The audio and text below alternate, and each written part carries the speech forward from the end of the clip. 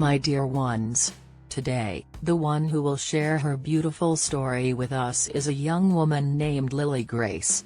She was sweet, innocent, and dared to love someone no one approved of, the boy with the broken boat. But what no one knew is that he was hiding a secret powerful enough to change the fate of an entire town. Prepare your heart, because this story will move you. In the salt-laced zephyr of Seabrook Bay, where the tang of fresh-caught fish commingled with the saccharine perfume of Martha's pies, existence unfolded at a languid, unvarying pace. The ceaseless percussion of waves against the shore served as our daily auditory backdrop, while the fishing vessels, flaunting their vibrant hues, dotted the horizon like an artist's deft brushstrokes. I, Lily Grace, was raised in this very locale, inhaling the briny air and cultivating a profound appreciation for life's unadorned essence. My father, Earl, was a fisherman, his hands weathered by the sea, his heart overflowing with compassion. My mother, Martha, the town's most exceptional baker, with her freshly baked loaves and a smile that radiated warmth, was the soul of our existence. Our dwelling was modest, yet brimming with affection and laughter. Those were uncomplicated days, when anxieties seemed minuscule and aspirations, boundless as the ocean itself. The allure of my youthful beauty drew the gaze of the city's young men, with their gleaming automobiles and grandiose pronouncements, all vying for my attention. Yet my obstinate heart elected a different course. It chose Noah Carter, the boy with the leaky boat, as many disparagingly labeled him. He was an outlier, reserved, clad in threadbare attire, and invariably accompanied by a dilapidated bicycle that traversed every byway. Noah wasn't what most girls my age were after. He lacked the superficial attractiveness of the others, nor did he possess the silver tongue to win me over with empty words. Yet, in his eyes, I saw something that no one else seemed to perceive: kindness, respect, and a love as silent and profound as the sea. He looked at me as if I were the most precious thing in the world, and perhaps, in that moment, I truly was, and I felt it. The city's reaction to my decision was instantaneous. Whispers, disapproving glances, and even veiled counsel urging me to reconsider my path. My parents, their hearts heavy with apprehension, attempted to forewarn me of the hardships I would inevitably face. Yet, my choice was already made. Indeed, it is not we who choose, but rather our hearts. Noah was my sanctuary, my bedrock, my love. And nothing, nor anyone, could sway my resolve.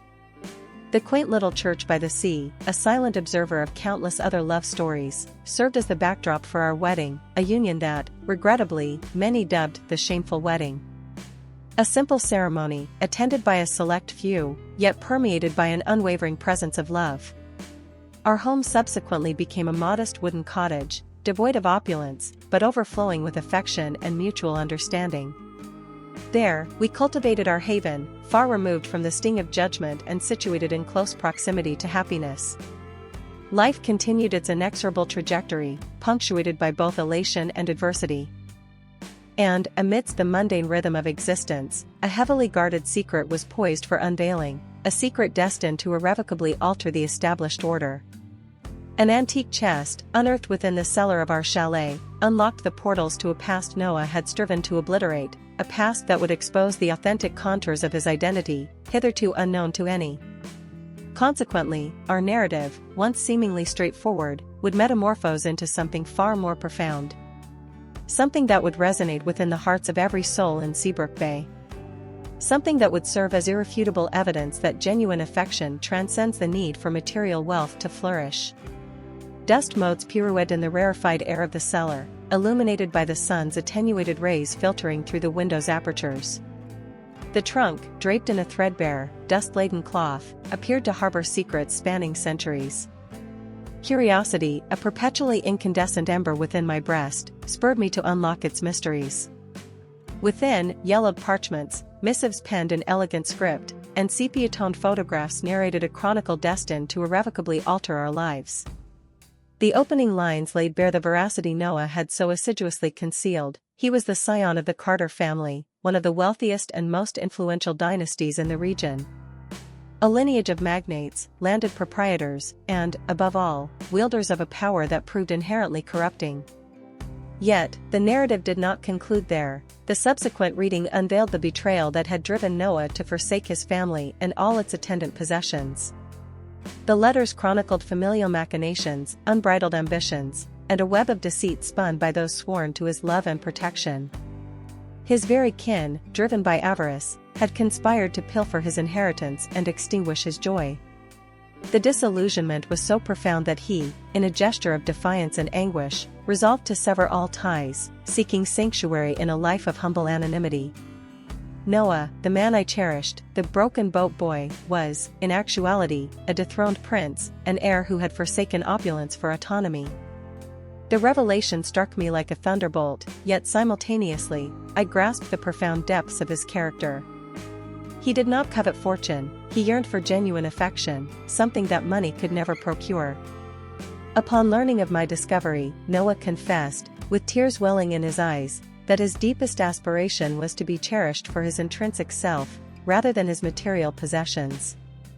He harbored a profound apprehension that the disclosure of his fortune would alter my perception of him, that the affection we shared would be eroded by the truth.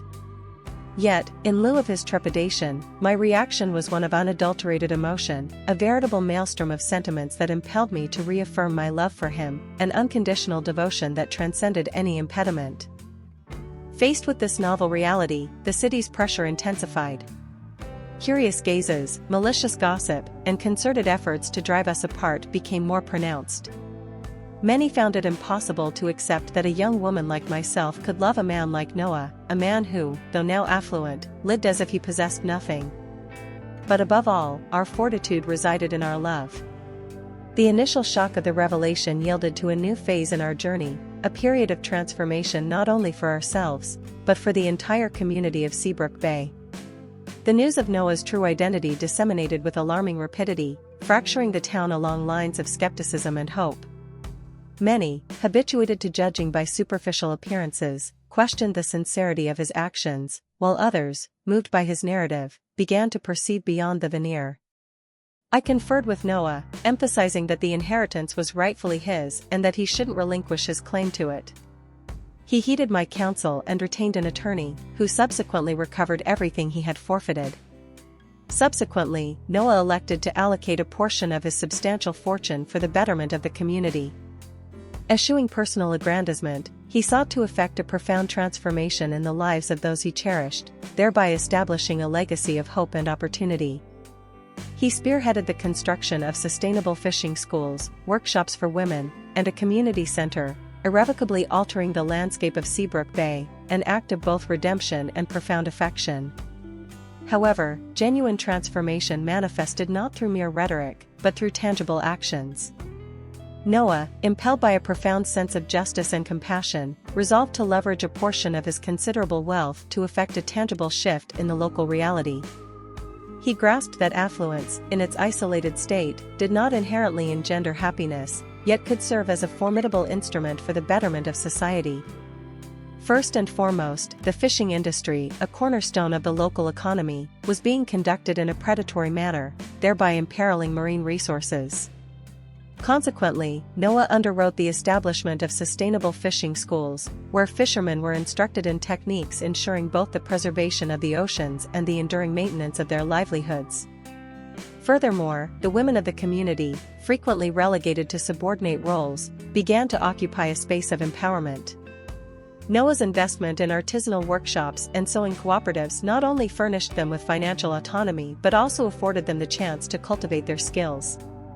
These workshops, in addition to generating revenue, fortified community bonds and bolstered the self-esteem of the women, who began to experience a sense of validation and recognition. Consequently, the exigency for a space that would coalesce these diverse initiatives and function as a communal nexus arose. Consequently, Noah conceived and erected a community center, a space where children could engage in scholastic pursuits, adolescents could hone their athletic skills, and adults could partake in cultural and educational endeavors. The center, with its vibrant hues and welcoming ambience, evolved into a beacon of hope and solidarity, a sanctuary for those aspiring to a more auspicious future. Now, envision the tableau: fishermen, formerly rivals, collaborating to safeguard the sea, women, previously subjugated, spearheading initiatives and galvanizing others, children, once bereft of prospects, harboring aspirations for a promising future. This metamorphosis did not transpire overnight, rather, it unfolded as a gradual process, punctuated by both adversity and triumph. On the other hand, the metamorphosis of Seabrook Bay transcended the purely material realm. The prejudice and mistrust that had once pervaded the town were gradually supplanted by tolerance and respect. The narrative of Noah and Lily, initially perceived as an anomaly, evolved into a paradigm of love and fortitude, a testament to the notion that genuine affluence resides within the soul and the heart. Noah's valor in confronting his past, coupled with Lily's unwavering resolve to love him unconditionally, ignited a spark of inspiration, prompting the townsfolk to pursue their aspirations and conquer their trepidations. The once insular hamlet, previously defined by pettiness and condemnation, blossomed into a haven of hope and solidarity, where love and unity reigned supreme. 5 years have elapsed since the casket was breached, and Seabrook Bay, once a nexus of gossip and prejudice, has been reborn. The transformation, however, transcended the mere construction of schools and community centers. It manifested itself subtly yet profoundly within the very essence of the town. The suspicion that had previously lingered like a thick fog has dissipated, yielding to mutual trust and respect. Noah and Lily's union, once a subject of derision, has metamorphosed into a beacon of hope. The couple, hand in hand, strolled along the waterfront, bearing witness to the flourishing of a community that had once ostracized them. Their narrative, previously perceived as an anomaly, is now recounted and retold, galvanizing others to defy convention and heed the dictates of their hearts. Even more significantly, a paradigm shift had occurred in the younger generation's mindset. In the past, ambition was predominantly channeled towards the accumulation of wealth and adherence to societal norms. Now, the youth of Seabrook Bay harbored aspirations of forging a future predicated on honest labor, collaborative endeavors, and environmental stewardship. The fishing school, for instance, not only imparted techniques for sustainable fishing practices, but also instilled in its pupils the paramount importance of preserving natural resources and embracing social responsibility. On the other hand, the transformation was not without its challenges. Resistance, criticism, and moments of doubt arose. However, Noah and Lily's tenacity, coupled with the burgeoning tide of solidarity, overcame every obstacle. They held the conviction that genuine success is not gauged by monetary wealth, but by the capacity to love and to reshape the world around them. The community, once fractured by envy and prejudice, began coalescing around a shared purpose, to forge a brighter future for all. Rivalries among fishermen gave way to collaboration, engendering more sustainable practices and a heightened sense of belonging. Trust, previously a scarce commodity, flourished, and individuals started supporting one another, celebrating the achievements of their neighbors as though they were their own. The elevation of education and knowledge has crystallized into a paramount imperative. Schools, once perceived as perfunctory institutions, have metamorphosed into hubs of innovation and advancement. Educators and pupils, in synergistic collaboration, now delve into novel concepts and cultivate critical thinking, thereby fostering creativity and the pursuit of solutions to localized challenges. Instruction, formerly circumscribed, has broadened its scope, encompassing such salient subjects as sustainability, entrepreneurship, and civic engagement. The previously disparaged manual labor has undergone a paradigm shift, now acknowledged as both essential and honorable. Fishermen, artisans, and construction workers, once objects of disdain, have ascended to the status of heroes, embodying diligence, dedication, and unwavering perseverance. This newfound appreciation for hands-on work has spurred the cultivation of novel skill sets and the establishment of local enterprises, thereby invigorating the economy and fostering job creation. The city, once insular and staunchly traditional, has blossomed, embracing the global landscape. The influx of tourists, captivated by its natural splendor and welcoming ambience, invigorated the local economy and engendered fresh avenues for progress. The exchange of ideas and experiences with individuals from diverse cultural backgrounds has enriched the community's existence, broadened its perspectives, and fostered tolerance and mutual respect. The truth, a torrent of revelation, persisted in sculpting the Seabrook Bay landscape, unveiling fresh dimensions of its metamorphosis.